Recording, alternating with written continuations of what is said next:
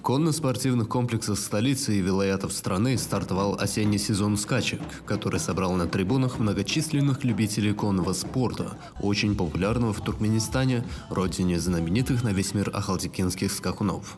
Неоднократно в состязаниях наши кони установили мировые рекорды. Туркменские кони – самые красивые, самые известные кони в мире. Главная цель регулярно проводимых скачек – демонстрация и широкая популяризация многовековых традиций и богатейшего опыта туркменского народа в области коневодства, сохранение и дальнейшее распространение во всем мире уникальной ахалтекинской породы, вовлечение молодежи в занятия конным спортом.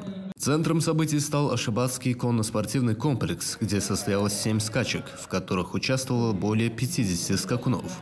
На скаковые дорожки вышли 3-4-летние и более взрослые скакуны. Они мерились силами на дистанции в 1400, 1600, 2000 и 2200 метров. Aşgabatçılık sport toplumunun münberini doldurup oturan bedew jaq köýelerimiz şugun jemi 7 çapşygy tomoşa edýärler. 7 çapşykda da dürlü ýaşdaky bedewlerimiz dürlü aralykdan özleriniň güýçlerini sinaşýarlar.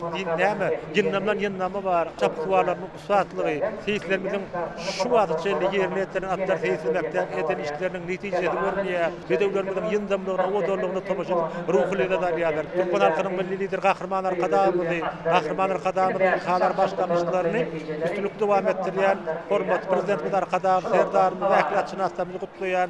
Лучший результат среди юных наездников показал Гахрман Беглиев и его скакун по имени Гулиндам, преодолев дистанцию в 1000 метров за 1 минуту и 8 секунд.